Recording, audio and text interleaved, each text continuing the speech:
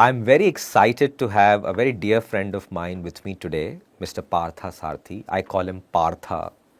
And I first met Partha when I was the head of alumni of IIM Bangalore Alumni Association. We had a very nice meeting. I got to know that he's one of those few alumni of IIM Bangalore who had a very different career path than what we see over here. He's one of those few alumni who became an entrepreneur at a time when entrepreneurship was not easy. Then he also joined the institute back and became my successor as the head of IIM Bangalore Alumni Association. And today he is the Chief Program Officer of the Executive Education Department of IIM Bangalore. He's also a very good author. Here is a book that he has written, and I'm going to talk to him about that as well. But I have got him for a particular objective. I wanted Partha to share his experiences when he was a student and an employee and an entrepreneur, and now as a chief executive and an author, on how does he persuade, how does he communicate, what challenges did he face, and we'll have a freewheeling conversation. So Partha, thank you very much for coming. I'm very grateful. Let's start with a very simple introduction and give us a career trajectory of your life from, let's say, your class 12th exam till where you are today. Thanks, Rakesh. It's actually wonderful to have this chat with you. This is something that I was looking forward to. Once you invited me, I thought, let me just make it. Yeah, so thanks for the invite. I did most of my secondary school and the higher secondary school in a place called Visakhapatnam, Vizag. Vizag, for those of you who may not be very familiar, is on the east coast of India. And it's the Eastern Naval Command, so you have a lot of presence of the armed forces there. And I studied in Kendriya Vidyalayas, Central School. It's also popularly called Central School. And the medium of instruction is English and Hindi. And I took science. I got into engineering. Most of us would go to the local college. So we have a very old college out there, College of Engineering, Andhra University, which is almost 100 years old. It's a reputed institution. So most of us would usually gravitate towards that college. And I still remember, in my 11th and 12th, I was unanimously nominated to become the school people leader. And I somehow I avoided that situation, and I gave excuses that I need to study or something like that. And ultimately I said, no, I'm not interested. And I was a backbencher, and the general idea was it's cool to be a backbencher. Now, when I reflect upon it, I thought it was a missed opportunity, an opportunity for me to challenge myself, to get over my fears. There was some kind of a reluctance because I was not very confident of being on the stage. Oh. And I was not into dramatics. I used to play sports and games. But going onto the stage and talking to students, that's what the school people leader does. I was not into dramatics too. So there was some kind of a fear, stage fright, you can call it. Yeah. So that stopped me from actually taking up this interesting opportunity. Oh. So if there are youngsters who are listening to this, if there are opportunities such as these, please take it up. And this really is very useful, especially going on to the stage, doing some kind of public speaking. One of the reasons is your own beliefs about yourself. Yeah. It stems from that space. The lack of skills is more to do with confidence. Self-esteem is probably not very high. So I still recall that particular instance from my schooling days. But I got into college, but we came from a generation of people who were inspired by. I was into amateur astronomy and Star Wars, Star Trek, George Lucas.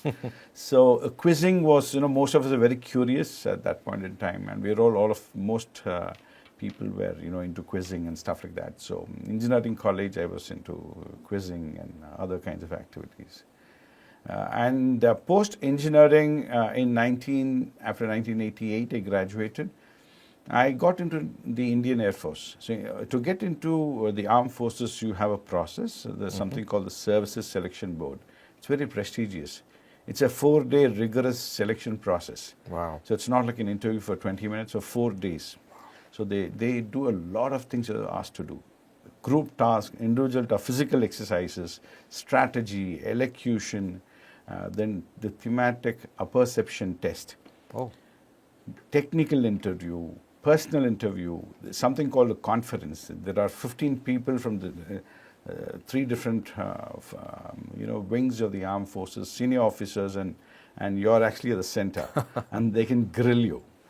So it was a very interesting opportunity. They also look at something called OLQ. Yeah, Officer like quality. qualities. Yeah. So that is something I wanted to experience. I just wanted to attend the SSB. My brother, the older one, was a very good NCC cadet. He joined the armed forces. He's also retired now. Okay. So I got through this SSB, and I also got through the medical. Now that experience was very interesting. You know, from a communication perspective, they test you on written communication, oral communication, how you stand in front of others and speak. Elocution was there. They give you a topic on a piece of paper and give you 2 minutes to reflect on what you want to say and give you 4 or 5 minutes to talk on it. So that was one of the few experiences on communication perspective I thought was very interesting. You also have to exhibit leadership qualities. Yeah. So group task, individual task. So that was post-engineering. Then I worked in Vizag Steel Plant for 3 years. Uh-huh.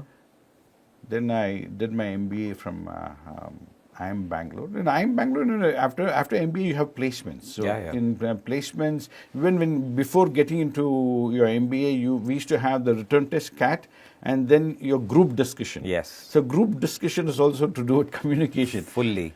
And I still recall how I goofed up. I had IMB and IIM Calcutta and IIM Lucknow call. I didn't get into CNL. I got into B. I also got into the FPM program, which is a PhD program in IMB. Now, when I reflect back, I recall the kind of mistakes I made. I was under tremendous pressure. And I was anxious. I was a bit nervous. And in group discussion, usually if you read a book, you'd be asked to either open a GD or you should be summarizing a GD. Yeah. And those are the kind of tips that you read. I didn't go for any coaching, etc. And I thought it's a good idea to begin the GD. And I blanked out.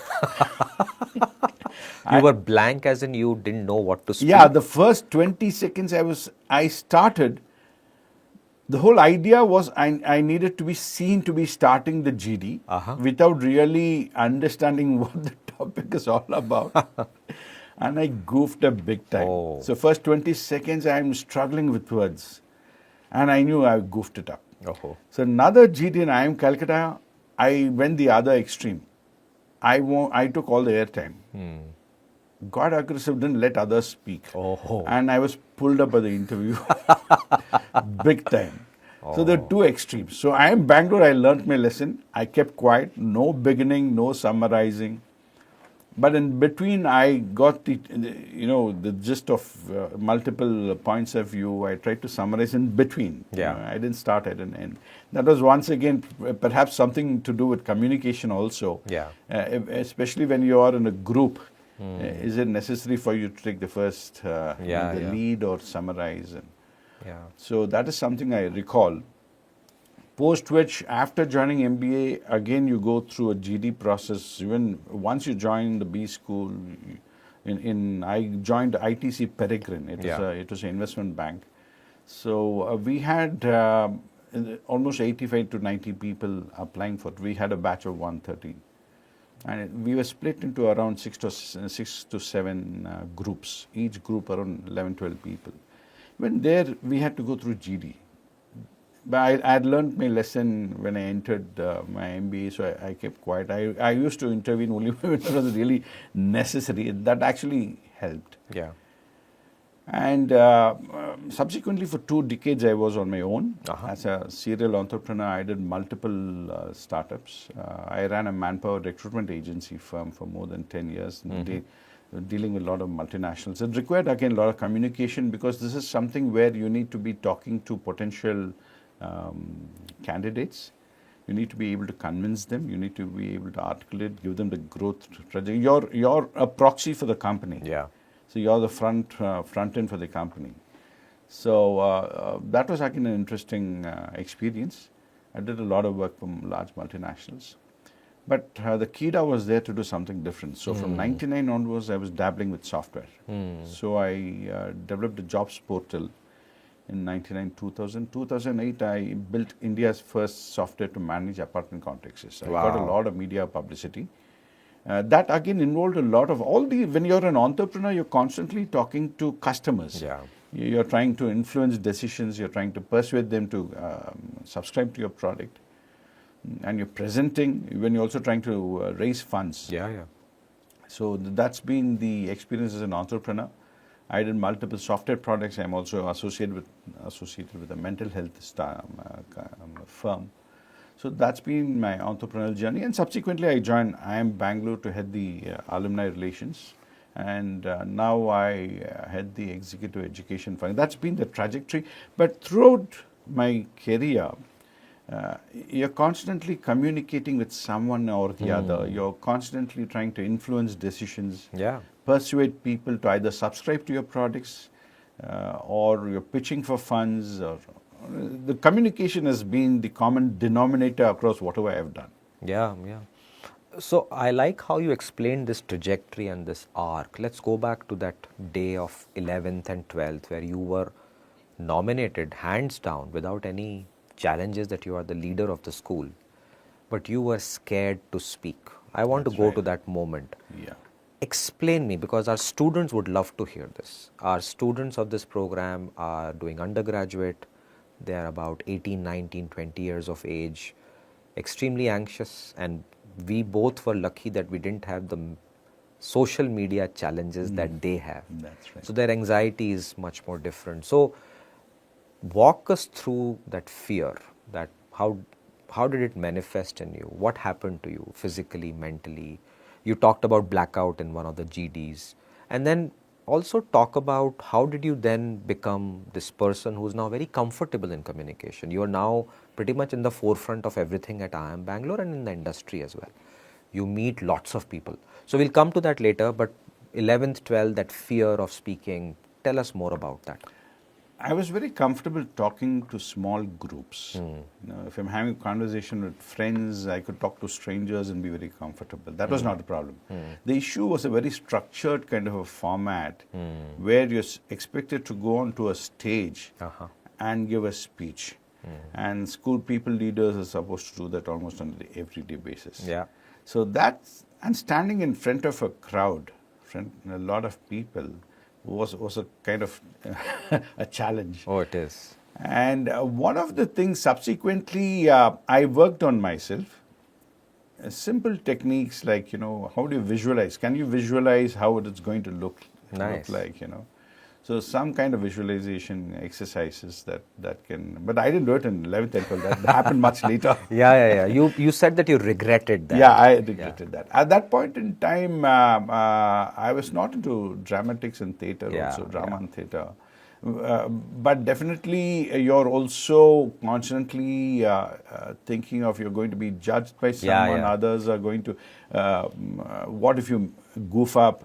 So what will your teachers say? What will your friends think of you? So those kind of issues also come up. So academically I was okay. But these are perhaps, some of them are explicitly stated, some of them are implicit. It's running in your head, but I didn't have anyone to talk to. Yeah. And there is no guide, no mentor, no teacher out there saying, hey, why don't you take this up? Yeah. What exactly is happening to you? Can I help you get over your fears? Yeah. So we didn't have anyone to approach. You just accept or you just move on. But I do recall that, the sense of judgment. So you're somewhere also worried what will others think of you. So those kind of issues perhaps played out. Yeah, it is still a very big problem today. It's now got a name, social anxiety disorder. Oh, okay. It is a real thing. Okay. I think when we were young, we kind of brushed it under the carpet. Yeah. Psychology and mental counseling were being researched.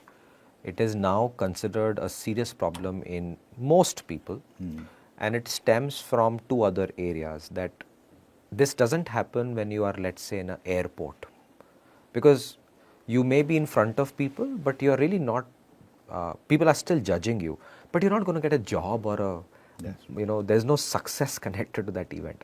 This happens in highly performance driven situations. So you are in front of the stage, you have to Yeah. talk to people, there is a observation that leads to a decision that, okay, yeah, this person is a good person. That's right. There are some outcomes attached to it. There are some Yes. stakes attached to it. When the There you stakes are go. high, this happens when you Yeah. when you go for raising funds, Funds, or yeah. for anything else. You have this fixed time limit when Yeah. you need to make your presence felt. Absolutely. And so you're under pressure. Either it's time pressure or it's outcome pressure. Outcome pressure, yeah. So then it actually plays out. It does. So social anxiety combined with performance anxiety is Yeah. a killer. Yeah. Now, one more question on that moment. How did your body and mind react? So some students, their bodies literally start shivering.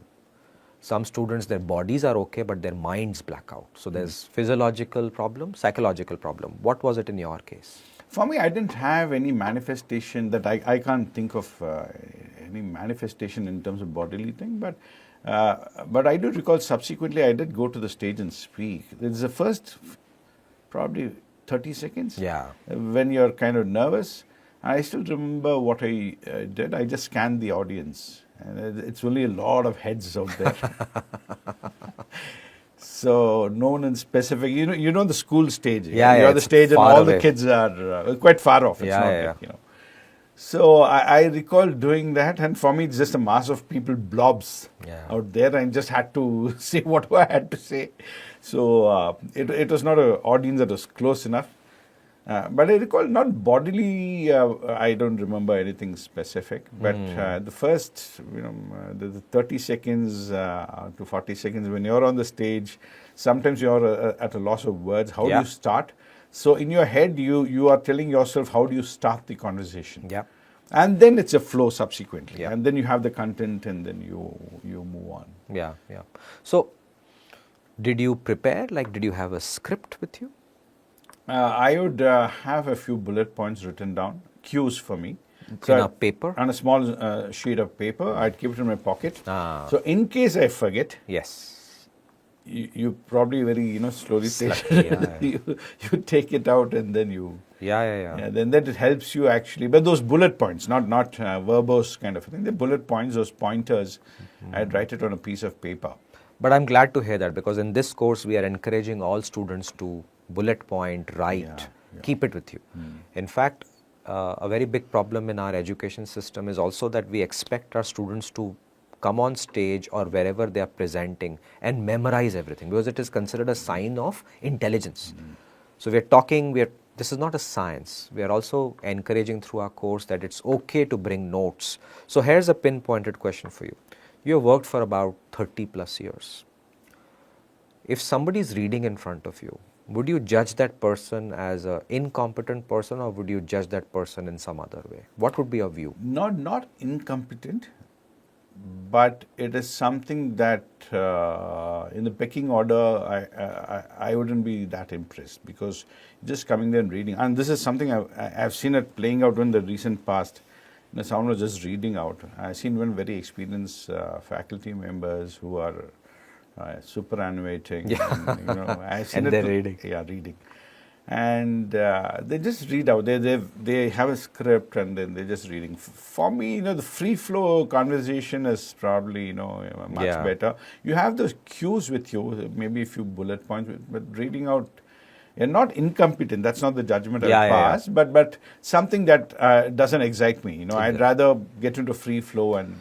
And also, I think when you are not reading and you're in a free flow, you're also giving eye contact and you're looking at people. That's but when you true. read that, so this is where the debate begins in most of my classes.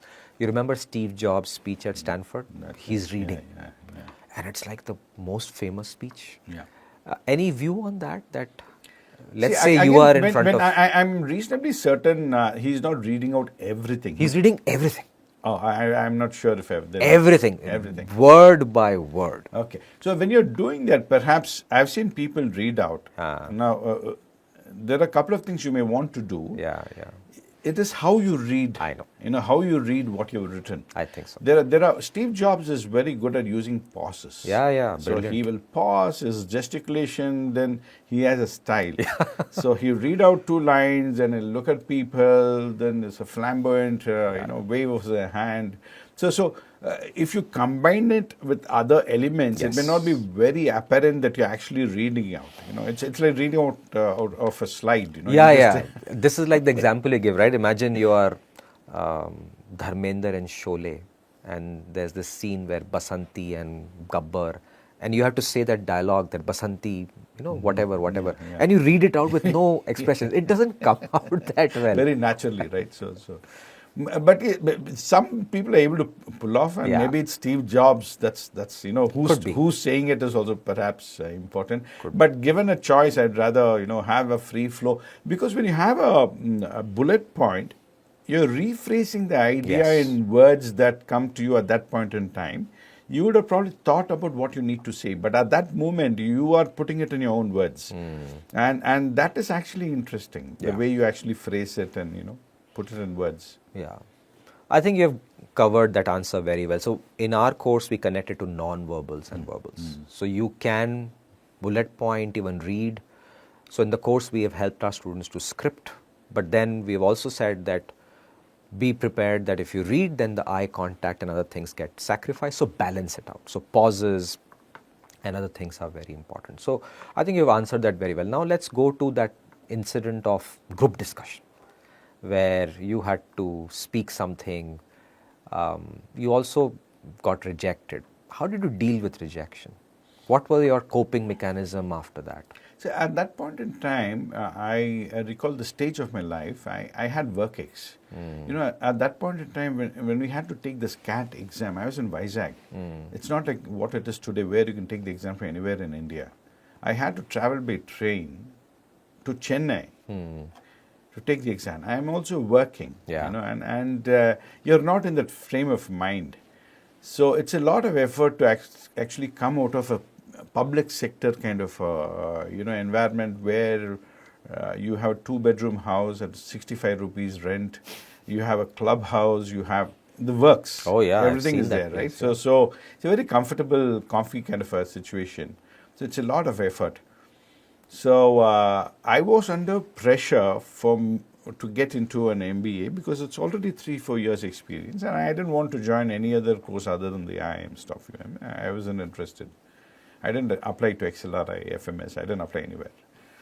So the pressure on me, which is a self-imposed pressure, was high. Uh-huh. So when you go to the GD, you're telling yourself, look, you need to get in. So do whatever it takes. So you're trying your best to impress the judges. Okay, that's what you think you're doing, Yeah. but it actually backfired. But it allowed me to reflect. So I am Calcutta, I am Lucknow were the first two, Yeah. which I goofed up big time.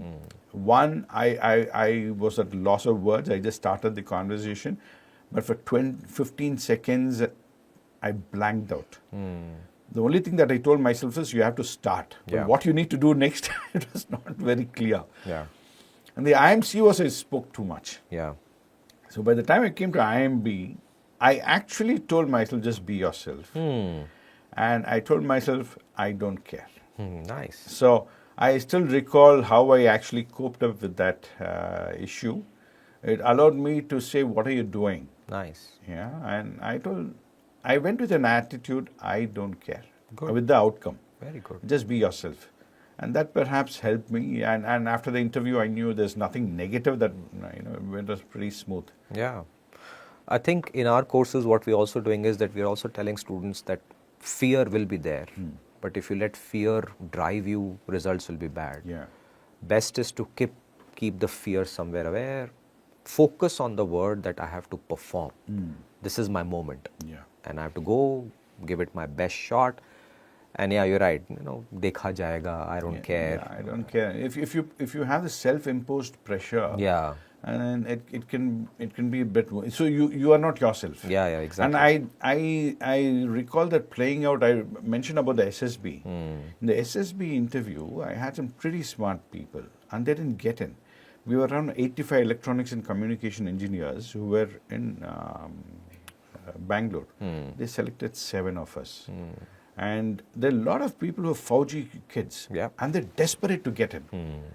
So when you're desperate to get in, Yeah. there's a lot of pressure on the way you respond. You're actually thinking, what should I be speaking? Yeah, exactly. I went with an attitude, I don't care, I just come to experience SSB. I was not really interested in getting in and joining the forces. I just wanted to experience it because I know it's a great experience. Yeah. And that is an experience I value to win now. Very good. So that attitude actually helped. Yeah, yeah.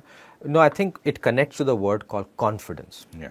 So when you were a child, and then even in your batch, see, you are one of those few alumni, and that's why I've always regarded you in a very different light of respect, that it's not easy to do what you did. You are not the other cookie cutter alumni that we have, right? That you come from a UG, then you do an MBA, then consult, and the paths are so, and the pressure is very high on them, right? You were always different. Where does this confidence come from? Does it come from something you knew about yourself? Because it will help our students, because they suffer from, including me, all of us suffer from very low self-confidence, right? High self-doubt. If we fail, self-doubt is high. Any tips on? See, confidence is related to skills. Confidence is very different from self-esteem. Michael Jackson is very high on confidence in his dancing skills, but he was very low on self-esteem.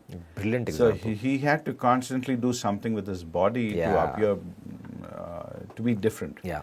So confidence can be picked up. If you're not good at public speaking, join a class, go to Toastmasters. There's so many other avenues to pick up those skills of public speaking or any skill that you think you don't have. Yeah. If you're not good at mathematics, join a tuition class. Yeah. Self-esteem is something more internal. Self-worth, self-esteem is something what you're telling yourself, in terms of who you are.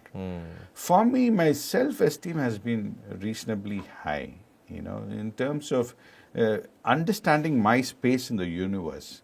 I think what has helped is, as a child, my interest in astronomy. Because astronomy as a subject, it's called the queen of all subjects. It allows you to actually, look at the world that goes beyond the routine of Yeah. what you go through on a day-to-day basis. So you are looking at not just yourself, you're looking at the planet, living things, geology. There's a lot of elements that come in. The space that you're looking at and your position in the universe, then you realize you're nothing. And that realization allows you to actually do a lot of things without giving too much of importance to yourself. Very good. So the self-importance that we give ourselves, you need to understand when the conversation we are having now is a snapshot of all elapsed time. There are Hajar things happening, there are Hajar people around, millions and people who traverse this planet, all of them having a narrative. So just to understand that you don't take yourself too seriously, I think that really helps. And I was a curious child, like most of us are curious. You're as a child, you're trying to discover the world. So I was quite curious about. So I have my interest straddle multiple subjects. And coming to the point, so perhaps if your self-esteem is, if you're there with your self-esteem and if you understand yourself well, your self-awareness is there, then confidence is something that you can pick up anytime. Yeah. No, I think you've given a brilliant insight to all our students who are listening out there. What Partha is saying is absolutely a gold mine of information. Maybe he has taken thousands of books and summarized in 2 beautiful sentences. I think what he said is, if there is a way for you to change your perspectives about yourself, for him, astronomy gave him that. So if you can also start looking at ways of the world very different and realize that you are not the only person suffering and everybody is suffering, and figure out ways to then lift the confidence, I think there's a very nice way to move forward. Self-esteem takes time. It also changes almost every day. Confidence is a skill. I think that sentence is mind-blowing. So if you can remember this one message from Partha, which I'll amplify, confidence is a skill. It can be learnt like any other skill. Of course, you will fail. Of course, there will be rejections. But then the skill can always be improved on. And if you focus on that, one part of your communication is sorted. But also remember that, just like Michael Jackson's example, fixing confidence is just patching the problem. The root cause is self-esteem. So if you have good self-esteem, you'll end up in having good confidence, which will be good for you. Brilliant answer. In fact, when you're in entrepreneurship, you're going to go through a lot of ups and course, downs. So, yeah. so what helps you stay grounded is Yeah. very important. Yeah. And on many occasions, you're going to face highs and lows. There are times when you wake up in the morning and you're a bit lost. You're an entrepreneur yourself. Talk to me about it. You're a bit lost. And I still recall I developed India's first software to manage apartment complexes. Yeah. I got a lot of media attention, half-page ads without paying any money. But then how to take it forward? It was all self-funded. Yeah.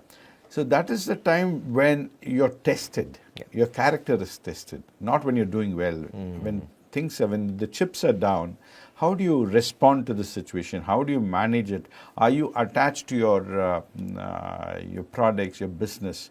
So it takes a little bit of the self-introspection to let go, of something that you think is not working for you. Yeah, yeah. But when it comes to skills, say even communication skills, I think any skill can be learned at any point in time in life. There are kids who are extremely articulate, very communicative, great at communication at the age of 16. And there are people with 40, 50 years of experience. They're not very great communicators. They still have the stage fright when they go. So this is a skill that can be learned, and it's a good idea to learn it early. Yeah. And if there are opportunities to enhance your skill, you should grab it. And if there aren't opportunities, create an opportunity. So in your career, what did you do? So now you're out of Andhra University, College of Engineering. Yeah. SSB is done. IIM Bangalore happens. You now come in this culture pot of 130 students from diverse fields. Did you feel that your communication was not as good, average, or below? What did you feel? I thought I was okay, and communication-wise, I was okay. See, there it's more like your friends. I was pretty. I'm comfortable when talking to strangers. So even amongst my batchmates, I didn't have any issue. But the stage thing was still there. Still there. Still there. In the sense, if there's a group presentation, I would tell my group mate, you go and present. So I would take the backstage. Okay. That was still there. So here, because of my roles, etc., I'm asked to go and talk. I do it, but that backbencher attitude was still there. It was not. But once you go onto the stage, I can stand up and kind of manage the situation. But it's not my first port of call to go and first choice. But that was still there. That was still there. So in your MBA and then ITC Peregrine, give us few examples of presentations where there is no stage, because in a corporate world, correct, it is not. There's no stage. I just good that you pointed out. It's not that you're presenting for something. It's more to do with talking to clients. Yes. Talking to customers, talking to clients, and we didn't have. Usually, when you say PPT, you associate PPT with Microsoft PowerPoint. Yeah, exactly. It's like photocopying is to Xerox. PPT is Microsoft PowerPoint. So we didn't even have PPT during those days. So it's more to do with talking to people. It's more to do with talking, negotiating, influencing. And the role that I was playing was merchant banking. Merchant banking is essentially to help companies raise money from the public. Yeah. What we refer to as IPOs. So there you need to talk to the top management.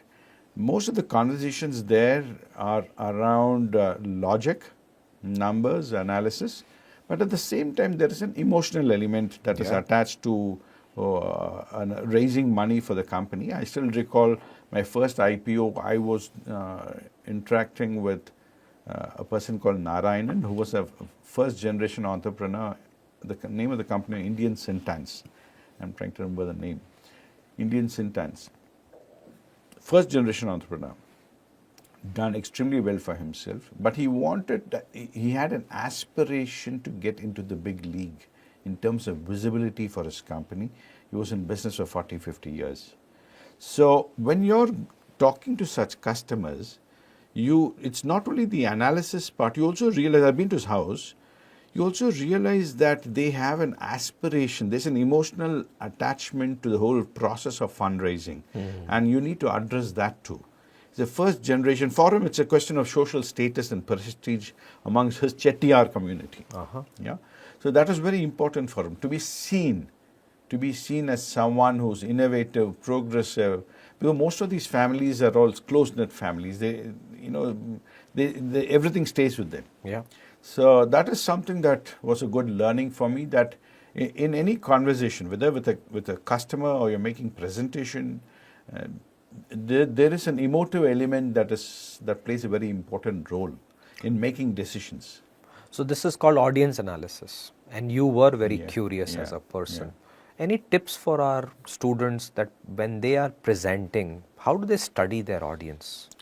See, again, for any presentation, there's a setting, there's a context in which you make a presentation. If you're in a classroom, the setting is different. You're in a auditorium, you probably have 300 people, 400 people. So if it's a smaller group, how do you make a presentation? There are 10 people. Suppose you're doing a pitch to 3 people, then how do you do it? So one of the things that really helps in presentations is, first thing is to take a deep breath. And it really helps. Oh, yes. Now, even for me, I've seen when I'm a bit nervous. I think you spoke about being nervous. If you're anxious, you're nervous, it's a good idea to take a deep breath. Perhaps even drink a glass of water. Yeah. Look at the audience. If you come 15 minutes or 20 minutes before your time slot, pick up those informal conversations with the audience. Get to know them. Be comfortable with the setting. And once you know a few people, you can make those the eye contact and see if you can address, at least scan the whole audience when you're doing the talk. Again, depends on the setting, maybe 3 people, maybe 100, 200 people. But I think what really helps is taking a deep breath, visualize what you'd be doing on the stage, even before you actually get onto the stage. That really helps. And if you're talking about anxiety, you need to ask, where is it coming from? Why are you anxious? What makes people anxious? One of the things is, I think we spoke about being judged. The fear of what people might think about me if I fail. So that actually plays out quite a bit. Yeah. And you don't want to look like a fool. Exactly. So you need to tell yourself that it's okay. It's okay, and you try your best and visualize the sequence that would happen on stage. And also be ready for something to go wrong. Yeah. If you're, for example, dependent upon a PPT, what happens if there's a crash? The AV system crashes and your turners come, and what do? Yeah. You're so dependent upon cues from the PPT. So you need to prepare yourself for something that can go wrong. I think, all these things can happen. A lot of this entire process comes from the word practice. Yeah. I think the more you practice, the more Absolutely. comfort. It's a skill-based thing, skill, right? yeah. Now, we talked about nervousness. You gave some wonderful tips. Now, give us some tips on how do you prepare for your presentations. I actually write down. Uh-huh. I write down my thoughts. Handwriting is not great. In my own way, I write it down on a piece of paper. Like a pen paper, not... Pen paper, not computer. Pen paper, and I structure my thoughts around it.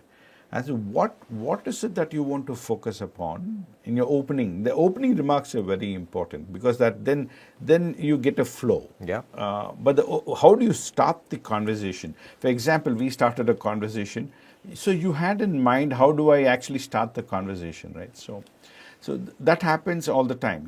You need those first few opening Absolutely. remarks.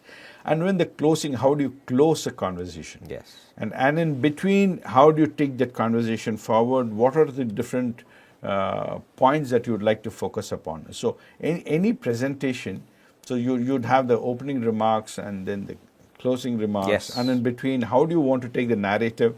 You might have multiple ways to do it. But I think the opening remarks and So you write down. I write down. So let's say you have a presentation on next week. Yeah. How early would you start preparing? Ideally, I'd like to do it 4-5 days before, but I end up doing it one day before. That's fine. Yeah. But the thoughts are still there. Thoughts are still there at the back of my mind. It depends also how important the outcomes are for me. Yeah, of course. So if the stakes are very high, for example, I go for a pitch, then I need to really prepare myself. I need to get data points. I need to get the content in place. If it's a PPT, I need to design the PPT. So there are a lot of other elements that go into it. Yes. So that process starts much earlier. And then if I have an existing PPT, how do you tweak it? Yeah. Yeah. Do you use, there are 3 questions. Let's say you have a pitch. You are Chief Program Officer of IIM Bangalore. You're pitching to a big company. How do you understand your audience? What all things would you begin questioning that, okay, I need to know, and then here is what I want to know. So that is one big thing you can help us. The second is, you obviously want to win in that. So then how do you structure your objective? And third is, what elements you've seen working in the last 30 years that you are very good at? I think I can nail this very well. Any of these 3 things? So the executive education right now, let me take another example. Take another example. Yeah. Because here we don't do too much of pitches. I know. We don't really pitch. Oh, lucky you. We are more a sales and marketing engine. Lucky you. But in my entrepreneurial journey, I can you can share a couple of experiences where something has gone okay, where something has not gone okay. Go ahead.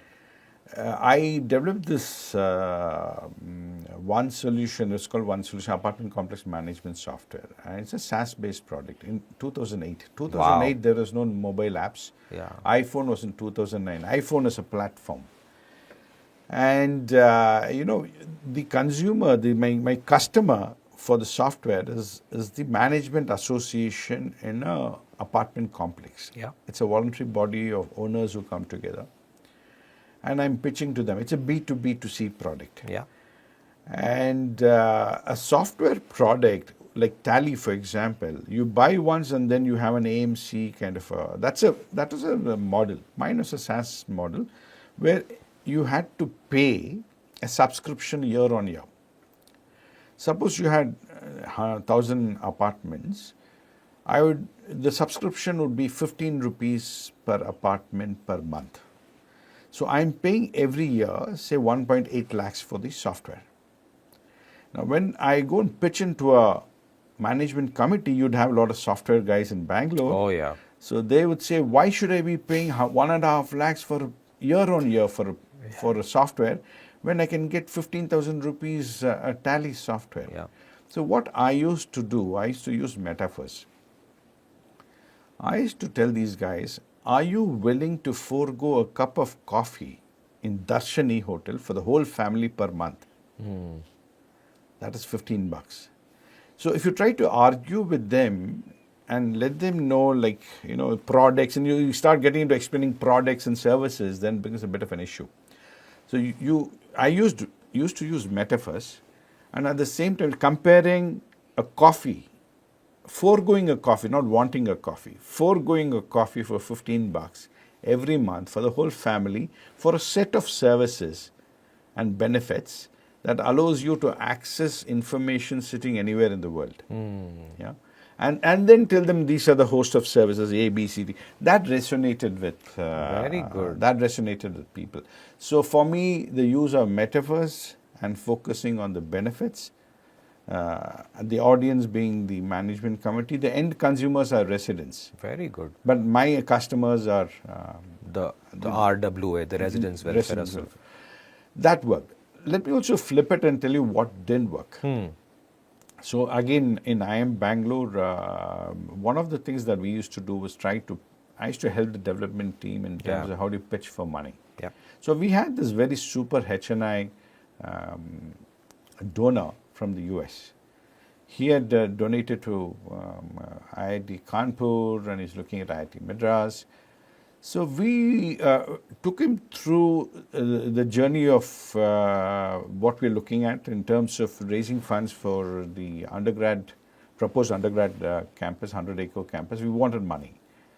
So we took him through the whole process as to why undergrad in liberal arts is important, what is the role of IMB, why do you think, the standard stuff. How is IMB positioned to take this conversation forward and implement? We have a history of implementing great ideas. And what are the benefits to a donor? And how you can leave a legacy and how you can make social impact. And then detailing of the whole project. At the end of the whole thing, he's a professional investor, lot of money. Everything went through. But it got stuck in one particular point. And he said, look, have you invested anything in your idea? Right now it's a plain piece of land. And you want to build buildings with my money. What is that you have done for your idea? Yeah. So if you don't have, lesson for me is if you don't have the skin in the game, you don't have credibility. People will actually come in only if you are able to bring in, from a communication perspective, if people don't trust you for your expertise and what you're communicating, you are not seen to be authentic enough or trustworthy enough. Yeah. So that is one takeaway for me from that experience. Very good. Yeah. I think you've given a brilliant answer. So I'll put you in perspective on what we're doing in the course. What you just now answered me was you understood the pain points of your customer. That was the apartment complex. You understood that the buyer is the association, but it is also the influencer is also the end consumer and they are part of this group. So you did a very nice thing, which is you gave them benefits in a very nice metaphor, which is coffee. To understand a 15 rupee coffee is much more easier than a 1.8 lakh box. Absolutely. So you got that. So you did audience analysis. I'm sure this came after multiple iterations and you would have learned, but you were able to connect the dots. So in our course, we talk about 6 steps. In that, there is U factor. What does the audience get? You understood them and then you connected with a very nice example, coffee. Yeah. And that's where the drill kind of went through. There's another interesting angle to it. Anyone joining the management committee, they're all volunteers. Yeah. They get elected. Exactly. They want to be seen to be progressive, innovative, and people who are doing things in the best interest of the community. Yes. They have to get re-elected. Absolutely. Many of them. So tapping into their need to be progressive and innovative is also very helpful. Yeah. So in the fundraising example, the need to contribute and make social impact and leave a legacy behind is very important for a donor. There you go. So you also understand the space that they are coming from, what is it that they are looking at. Even from an emotion perspective, for them, it needs to be something that is exciting with a sense of purpose. Yeah. How do you have a product or a solution which will excite them, which will give them a sense of purpose? So the emotion and the needs also play out quite a lot. Understanding what is it that they're needing and how do those emotions play out. Yeah. So that's the I factor in our course, emotions in our course. I think you're literally giving a textbook answer to all my questions. Yeah. Very good. In your 30 years experience, let's say we crush all of it into few words of wisdom on communication, mistakes, tips. Any tips you can give our students? First thing to recognize is communication is a skill. Yeah? And you had mentioned some time back about non-verbal communication. Now, communication is just not about fluency. You don't have to be the best in English. You don't have to have an accent. In fact, accents can be a put off. Yeah. Yeah. All you need to understand is I think the clarity of thought in terms of what you need to communicate is pretty important. Conceptually, you need to understand what is it that you want to communicate. Communication is nothing but, you want to share with someone else what is already stored in your head, yeah, in your memory. Right? You want to share that with people. So you have different ways of communicating the stored memory. One is through language, which is what we are focusing on. The other part is which you actually mentioned is the non-verbal, the non-language communication. That is also stored. See, when we actually absorb information from the environment through those 6 senses, we store them the brain stores it in some way. We don't know what the process is. It doesn't require a language. Language is created by human beings. So understanding how you communicate, language is helpful. Non-verbal is, without the use of language. Number system is also another language that we have invented. So the spoken language and the number systems have been invented by human beings. Understanding the way it works is important in communication, as much as the non-verbal part. It's just visualization, auditory. Sometimes if you have to communicate with you, the visual cues can be very important. Yeah. From a presentation perspective, the way we are dressed, they're all signaling. They're very, gesticulations, the head movements, the way you actually straddle the, presentation, the stage, all that actually is a signal. Yeah. And that's part of the non-verbal communication piece. Yeah. On this dress, you've picked my interest on dress because it's a topic which is now explosive. And the youngsters, and we both are now the oldies, right? We've crossed that. What's your view on dressing? Because I've heard multiple views. So I'll tell you what students tell me. Sir, our professors don't dress up. When we go to corporates, we see everybody in chaddi or whatever, cool things, and there's a fashion element that they are also understanding. Now, I understand all that, but let's take first principles. Let's say you are now giving an advice to youngsters on professionalism, dress and communication. What would you tell them? See, the dress part, like you said, it all depends on the audience and the context and the setting. Yeah. See, there are some settings where I can be in my jeans or a cup of coffee. I can have serious conversations around funding. Yep. And some of the deals get, stitched together over a cup of coffee. Yeah. And that could be a very informal. So you need to understand with whom you're actually having this conversation. Yeah. If I'm having a formal, structured kind of presentation, it's a good idea to be formally dressed, because you don't know what the other person is reading into your dress. If they say that, okay, this guy is coming in chappal and t-shirt, you might have a great idea, but I already formed an opinion about you.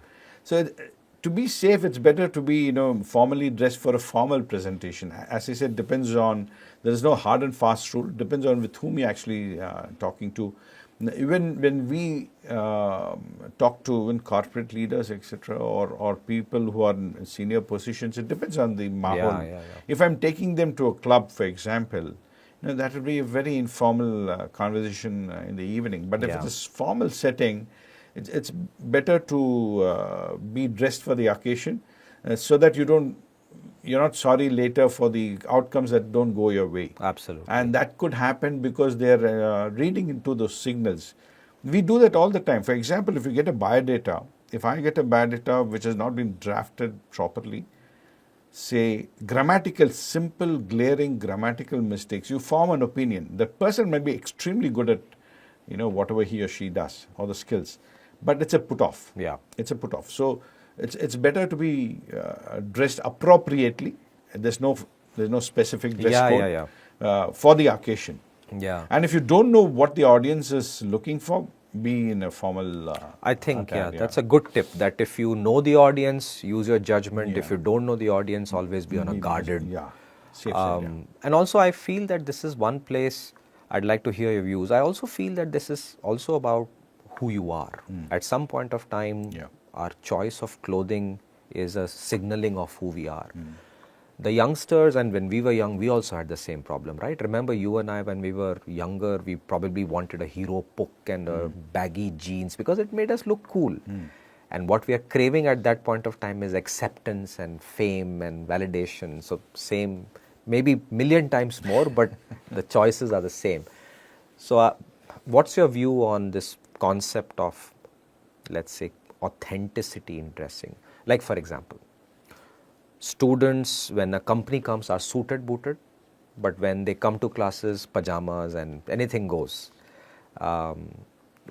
How does one understand this? See, again, this is contextual. In Yeah. Rome, be a Roman. Yeah. Yeah. If I'm in a classroom, I'm just listening. It's a classroom where I have to listen to someone. My stakes are low. If at all there are stakes, it's for the professor who's actually addressing. Yeah. Yeah. It's not Bring for the it on. listener. It's not for the listener. But there is a strong need to be seen and to be different. Yeah. When all youngsters go through it, if you go back to your college days, people would wear, chappals. One is one color and the other one is another color. It makes you stand out. These days they have hairstyles which make them stand out. Yep, yep. Or it's something to do with the dress. Yep. But that apart, to distinguish and to differentiate the different settings and the stakes they hold for you is very important. Yeah. To know where you need to be dressed, where you need to be seen to be different among peers is one thing. But if you go suppose I go for a job interview, I don't take the chance. I'd rather be formally dressed. Of course. So that sense. Yeah. There you can't say, no, I want to be my own. Okay, you be, but are you prepared for the outcomes that follow? If you're cool about it, it's okay. But and suppose you were to go for a Google interview. If you go to Google, probably people come in shorts. Yeah. But the same guy comes for an interview, he wouldn't appreciate if you come in shorts. Yeah, exactly. Yeah, it's quite possible because there's some signaling. He's already within the system. You're at the gate. Yeah. So you're going to be judged differently from the guy who's already on the other side of the gate. Yeah. So No, I think the word judging is important. Yeah. And I think my request to, all our viewers is personal choice. But remember, it's a communication. Partha is saying two very nice words: judgment, signaling. And the recommendation or suggestion or request, I think request is a better word. Request is a better Request is a better. Yeah, your life, do You can what only you have. request. Yeah, do what you want to do. But a request is be a little bit more careful because you're signaling to a world. So I think we covered dressing, we covered confidence, we covered presentations, we covered various other things. Now, few more questions, and then I'll come to your book. What do you think today? Because you also interact with so many people. You're also teaching in some places. You're being a consultant. You're a mentor to so many people. Do you see some challenges in communication throughout, like systemic? If yes, what would be they, and how would you recommend students to be prepared for these challenges? Communication is one of the most underrated skills in an engineering college to chodo, even in a B school. Of course. And you ask any leader of today, what is the single most important skill? It is communication. How you communicate, written communication, oral communication. And I see challenges there when I look at people around me, even colleagues, there are some who are okay at oral communication. You tell them, okay, send me a mail. Yeah. And even 2-3 sentences, they find it very difficult to structure their thoughts. Yeah.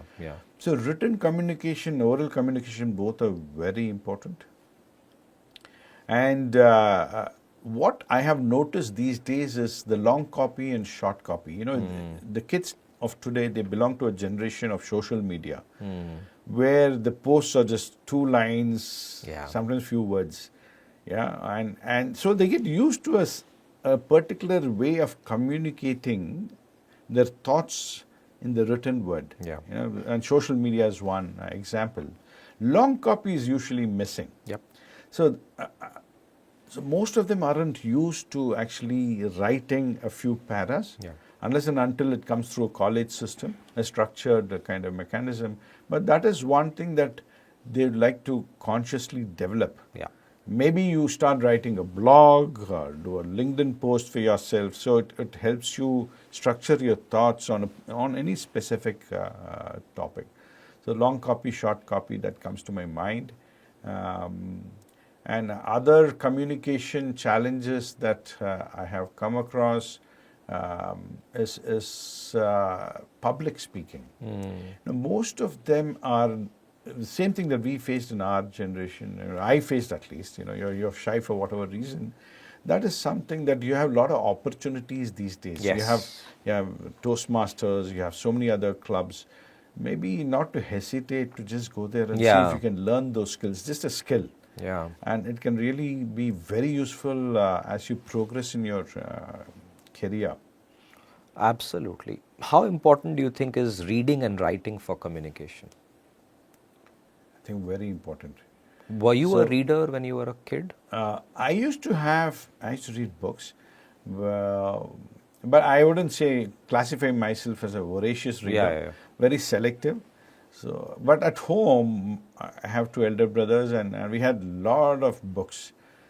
Reader's Digest from 1970, we had all the editions of Reader's Digest, Enid Blyton's, Louis Lammer, and P.G. O'Dowd's, and and the host of books, Alistair MacLean, and I haven't forgotten names. Yeah. O. Henry, R.K. Narayan. So we had a lot of books, thanks to my eldest brother. So he was, quite voracious, and we had almost like a mini library. Comics we had tons of comics.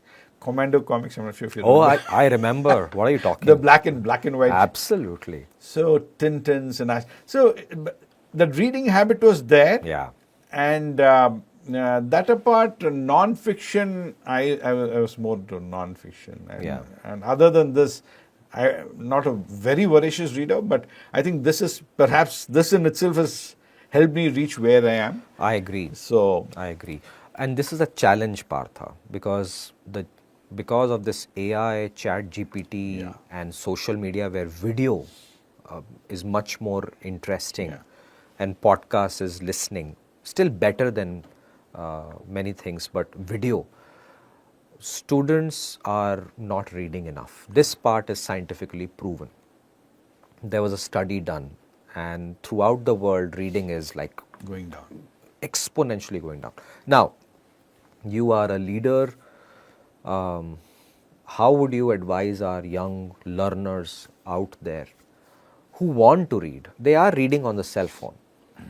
What would they do? And one of the questions I always get, sir, how do we even start? What do we do? So what did you do to pick up books and reading, and how do you continue that journey of reading? And then I'll ask the question on writing and your book after this. Yeah. So when it comes to reading, you pick up something that actually appeals to you. You could read fiction. I've seen my son, who's now 25, he used to be a voracious reader. Now it's probably come down a bit, he's working.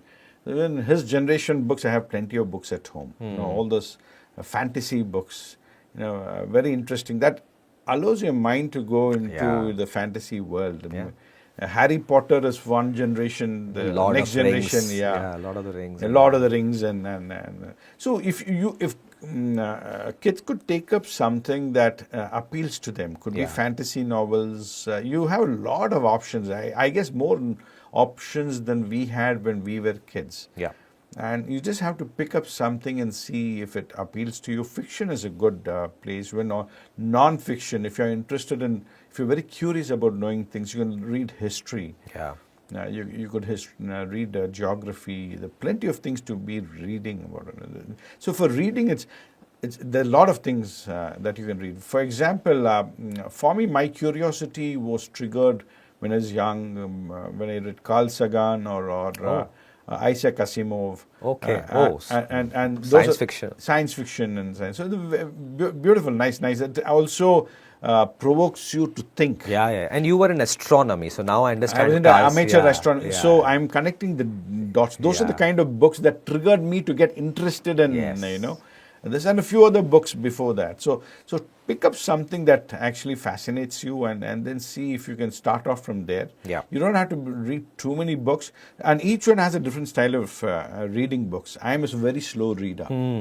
For me, my wife and my son, they're very fast readers. They just flip, and I don't know how they do it. I'm a very slow reader. I need to digest every page, and So that is one. Number two is, I think the video part is actually a good thing.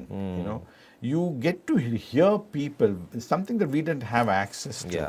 Yeah. I can listen to TED Talks. I can see how people who are very good at communication, how do they come across. Yeah. It provides me an opportunity to change something about myself. Absolutely. So I think the videos is a great part. It depends on what you're watching. Yeah.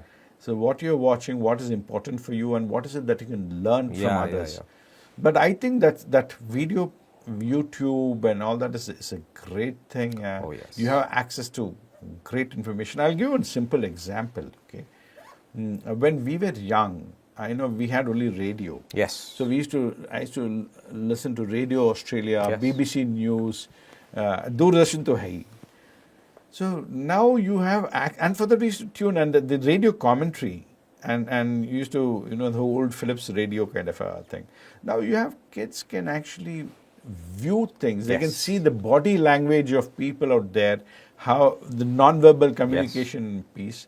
So all in all, there are plenty of options on the reading side. Yeah.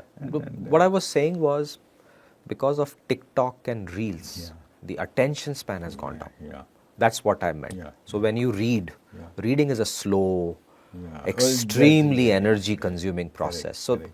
the generation is really low on reading. Now the impact of that is, when you don't have enough reading, there's less information.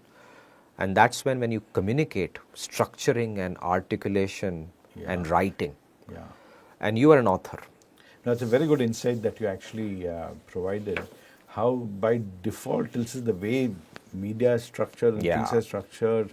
It probably doesn't encourage you, kids of this generation, to actually take some time off to do the slow reading part. Yes. Yeah. True. So that Very impacts true. Very that true. impacts the cognitive powers.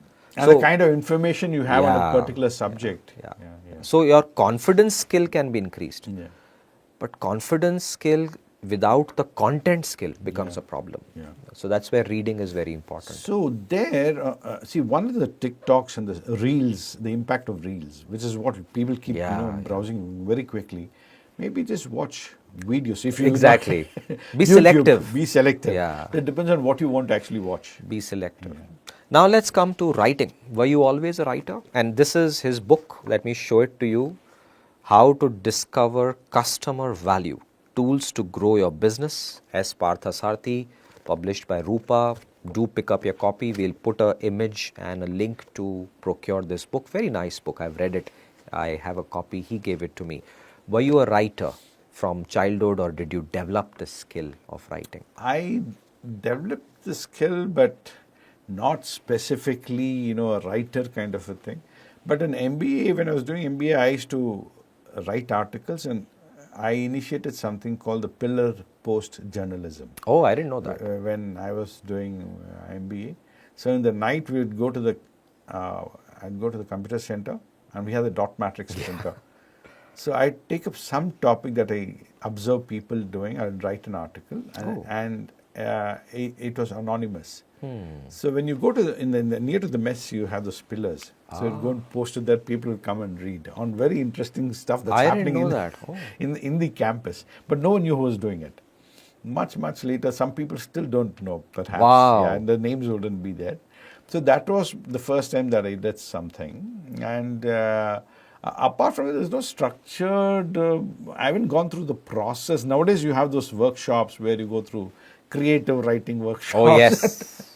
I haven't gone through any structure. So I'm actually, even my English is pretty average, more conversational English.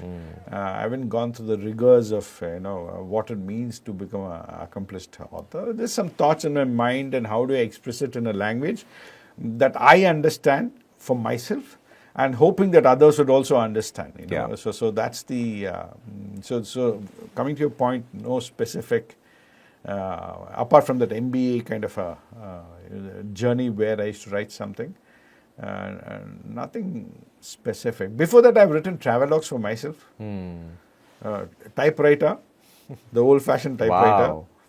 So my own personal travelogues. But then you would put a typewriter sheets, and where will you give it? To Nothing, some? for myself. Oh, it's for yourself. So you still have them? I still have them. Wow. Not too many, a few of them. Okay, not bad. Yeah, in 1990, and when I had access to a typewriter. Oh, okay. So But now I'm sure you'll be called to give lectures on these books.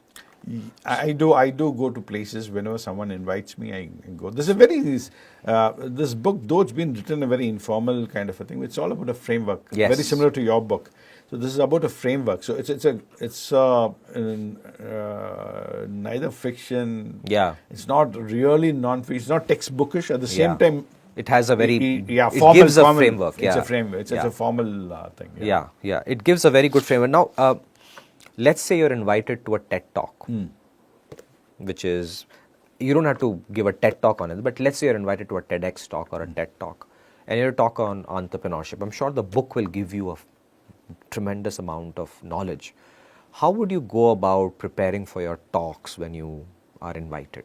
What is that process? See, usually it starts with why are you doing it in the first place? What is the objective of the talk? Is it providing information, insights? Like you mentioned, it could be fundraising, it could be any presentation for that matter.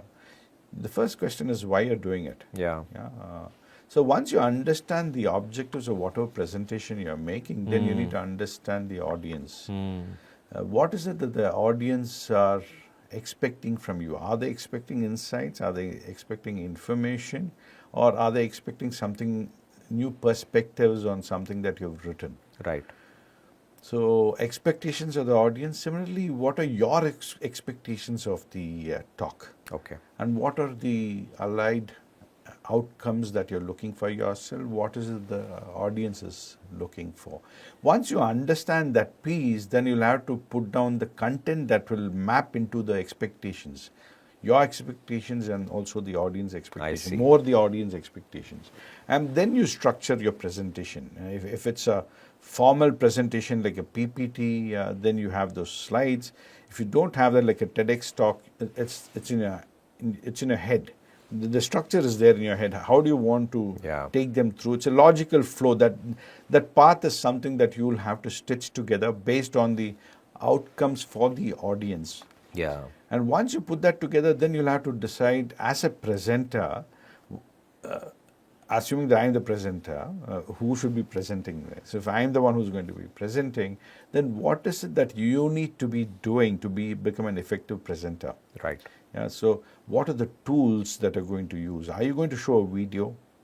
Are you going to invite someone to for a use case example to share something? So you need to decide what is it that you need to be doing to convey what needs to be conveyed, so that the objectives of the audience are also being met. I see. What's your, as a presenter, how do you carry yourself? Are you aligned to what the theme of the talk? Very nice. The way you look, the way you spoke of the dress, and the way you actually, the stage presence. Presence is a very important thing. How do you, the executive presence is something nowadays people talk about. Oh, yeah. So how you present for the audience, how you present for yourself. Yeah. And how do you manage the stage presence, how you move around, walk around, gesticulations. So all that will be. So why I'm doing this presentation? What are the expectations of the audience? What are my expectations? What is the best way for me to give that information? How do I do it? Very good. And I, as a presenter, What is it that I need to be doing so that I'm able to appropriately provide that information or the content that will map into the expectations of the audience. And what is this book about? Give us a 2-minute pitch about this book.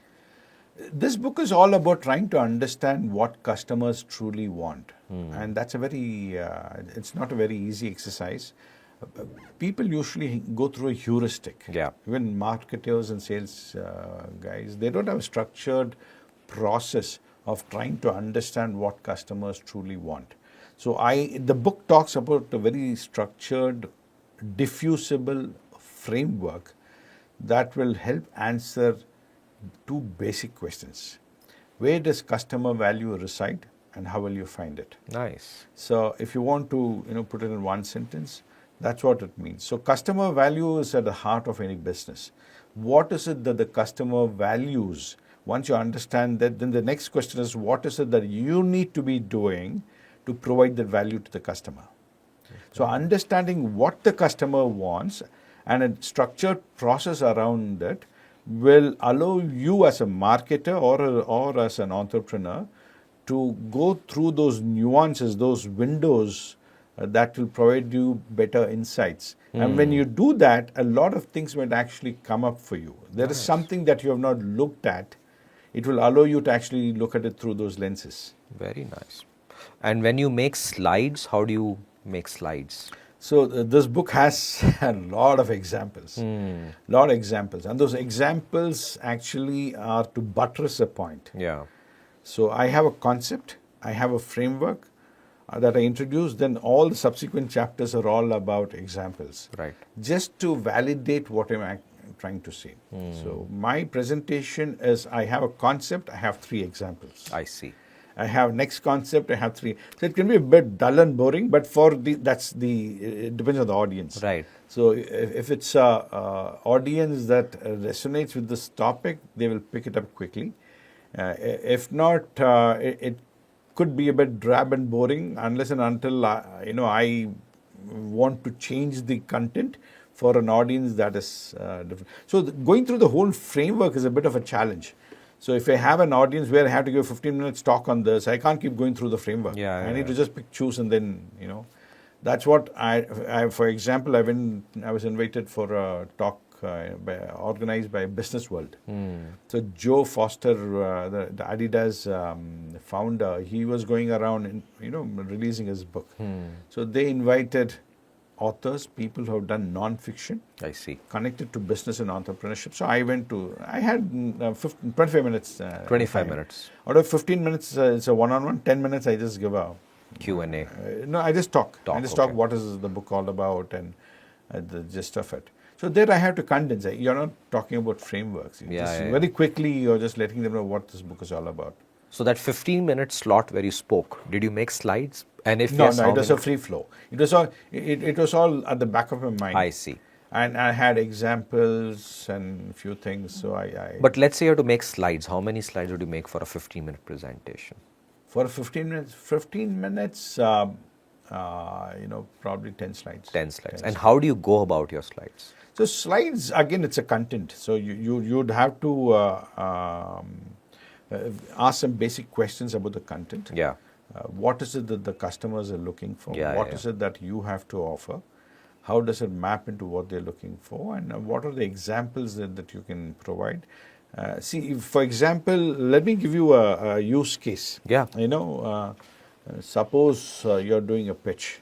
You're doing a pitch and you have a presentation 8 minutes or 20 minutes, or they tell you, okay, 20 minutes presentation. Yeah. Then what is it that goes into the content? What is the optimal number of slides? Guy Kawasaki talks about the 10, 20, 30 rule. Yeah, so you can have your own rule for that. But the slides have to capture the essence. If as I said, depending upon what the audience is looking for. If they're a serious investor, then you need to talk about what is the problem you're trying to solve. Why do you think that you are the right guys to solve the problem? What is the solution that you have? And you need to talk about competition, you need to talk about the value proposition, and then things about benefits and impact, then financial projections, growth potential, scaling. So all that you need to capture in 10 slides. Right. So, but headline topic should be something like this. So Got it. depending upon the context, even for the book, So- it depends on the context. So do you write your bullet points first, then you make the slides? or I do go you- directly on the slides. You just go to the slides and start because making. it's yeah, I just Because everything is there in your then mind. in your head. So I directly go there, and another thing about PPTs, you don't want to make it too texty. So when you're making a PPT in say PowerPoint, you need to ensure that you have less of text Yeah. and more of images, so that if you have more of text, you might end up reading out from the slides. The slides are just for cues for you. Yeah. Just cues for you. And what Guy Kawasaki mentions is you have 30 font. Yeah. That's a 10, 20, 30. Yes. So he says that will ensure you don't write too much on the slide. And also I must tell you that is such a good idea, because nowadays people are on the cell phone and smaller fonts nobody can see. Yeah. So that 30 font is a 30 font is, I think, absolutely good. ideal. And I think what none of my slides have in terms of text. Yeah. I try to have image, at least for the book. I have a lot of examples. So the Yeah. examples are the ones that are actually on my slides. And do you do chat GPT and AI in your... Not yet. Not yet? Not yet. Are you learning? I actually did it for a totally different context recently. So I had to prepare a job description for a role. Oh, you did that with chat GPT? 10 seconds. 10 seconds. Very useful. Very useful. So I said, if this is the role, what should be the What role should they- responsibility? yeah. And It just gave me 10 gave points. it- And it was very relevant, very useful. So AI will also create slides, and I think maybe in the next few years when we revise this course, we'll bring that flavor as well, because we have to. But one or two last questions. Technology will change a lot of it. But what are the first principles, especially on communication, reading, writing, that you would like to give to our students? So even now you have a lot of AI tools that will give you presentations. You have cider.ai, read.ai, and Yeah. Merlin. Enough of AI tools, And it's very tempting to be using them. And it's very useful. It's like TV. It depends on how you use that media. Yeah. And not to be too dependent upon it. Yeah. It is a tool that you have. Make use of the tool. But as you rightly said, the first principles is something you need to ensure that, the reading habits, long copy, and stuff like that. Maybe start a blog, have your own strategies to improve your written and oral communication and even reading habits. Yeah. So if you ensure that you use whatever tool you want, technology is going to keep this thing. Even your professors are going to use tools and encourage you to use tools. But go beyond the tools. If not, everyone is going to end up submitting the same assignment. Yeah. So you need to use, it's an opportunity for you to actually step back. The cues are given by AI and expand on those in your own words. So that perhaps those basic principles would still remain, hopefully. If not, you're going to have more of the same. Yeah.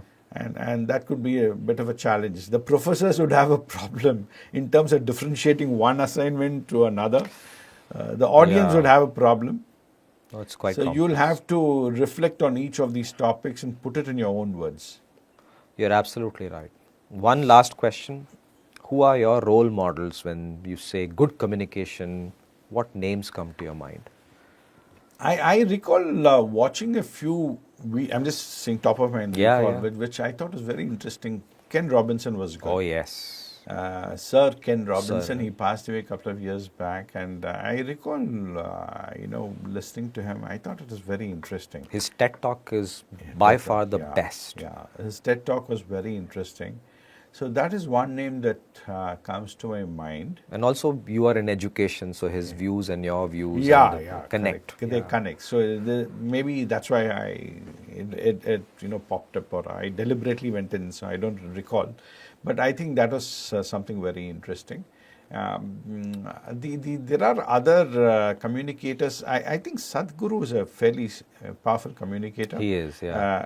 What you need to look at is the content part, don't analyze it too much. He might talk on so many topics, but look at the way he carries himself, his confidence. He can talk about economics, politics, spirituality, religion. He has a point of view on everything. So the way he communicates is pretty impressive.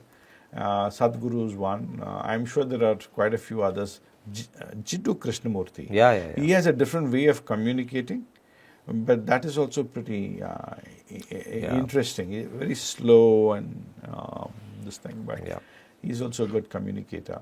So there is Osho Rajneesh is also very powerful, very powerful communicators. So these spiritual leaders, Sadhguru, Jiddu, Osho, and many more. The charisma and oratory is a very big part of drawing people, right? We know that. And then there is Ken Robinsons of the world who are educators, intellectuals. Any business communicators that you can think of? Business communicators. I recall seeing the Steve Jobs one. And his presentations during product launches. He's showman. That was very good. During our college days, I thought Professor Thiru Narayana was very good. I heard that. So Professor Thiru was a marketing professor. He is no more now. But across generations of students, they looked up to Thiru. His voice had a baritone of voice. Baritone voice. Yes, sir. And he would start that, and everybody would be like, oh my God. So one of the baritone voice. But he was flamboyant. He was. Very flamboyant and very confident. Yes. Outside the class, nobody would even know that this is Professor Thiru. So when he takes this center stage, it is his stage. Very flamboyant, and gesticulations, he had his own style, and very confident on a subject. All this comes from confidence, knowledge of the subject. So that is a given. You said first principles. You can't be khokla. I mean, you need to read, and know more about the content of your presentation. Absolutely. Be good at whatever. At least you can't be 100%, but at least 50-60%. Reasonably confident about what you're talking about. I see most of them who speak are people who are very good at their own subjects. They are. And this is one thing I've learned, Partha, after so many years, and this is something we will close with this conversation and give you a... See, you can learn the skill of confidence, but after a point, your audience will figure out if the content is the word khokla. This is like, you have a great looking food plate. The colors are amazing, but if there is no food out there, after a point, the audience will pick you up. And the exact opposite is also there, that you have amazing content, but it doesn't look good. Yes, absolutely. That's also a bad idea. I was just coming to that. There are some people who come across who are extremely good, but they don't project themselves. They don't know how to market themselves, but they're extremely good. But the problem with such cases is they may not be on your radar. Because to discover something, it's like packaging. You go to a shop, you see the soap cover, and you buy it. The first point of contact is that in a soap example, the visuals, right? So even for these kind of skills, you need to have that visibility somewhere. You need to stand out in some way, so that you have the opportunity to actually present yourself. It does, it does. And I think 2 weeks ago, the World Economic Forum launched their 2025 Future of Jobs. There are, I think, 16 pages or something like that, where they've said what are the skills which are going to be in demand, what are the skills which need to be strengthened. Soft skills are the lion's share of all of them. And you and I both know, after working so much, that, oh God, this was missing from our education system, so we had to work harder. But I'm slightly better off today that people are beginning to take notice. There's another interesting thing, Rakesh. These days storytelling is a big thing, right? Yes. So storytelling, all of us when I grew up, there's someone in the extended family who've been telling us stories, or maybe it's a school teacher. I remember my school teacher telling stories of history and stuff like that. So we had someone who was narrating stories. When in religion, propagation of religion, storytelling plays a very important role. Big time, You have harikathas, you have discourses, Srimad Bhagavatam. Yeah. Storytelling has been part and parcel Integral. of integral to propagation Yes. of an idea. Yes. And now these days it's got a lot of more visibility Yeah. in the corporate and business thing. Something that's been happening for millennia. Yeah, It's yeah. got some prominence these days. So for the young students, if that is something they want to, but it's a skill once again. How do you narrate a story? What is a story all about? What is the structure of a story? How do you Yeah. convert an idea into a story? Yes. And that's what people in religion, if I have to, the original Vedas, Yes. Upanishads might be difficult to consume. Yeah, yeah, yeah. Then I have a story around it. It's easy to Yeah, get yeah, the yeah. concept. And that's what I think Devdutt Patnaik does in his mythological books, Exactly, and they exactly, do very exactly. well. So- So part of that is content, but then the packaging, then the connection and the Yeah, presentation. absolutely, absolutely. I think it'll be nice if you can also summarize, let's say, I'll also do that, your favorite books, movies, blogs, podcasts, just random 10, and send it to us. I'll put mine and we'll share it with our students on how they can also become good communicators. Sure. But thank you so much, Partha. This was enlightening. I had a great Sunday morning with you. My pleasure, my pleasure. And I must really appreciate that despite the bad health you had, but you've made it on time, and despite all the challenges, you are here. So thank you very much. Thank you so much, and all the best to your students too. All right. Thanks. Thank you.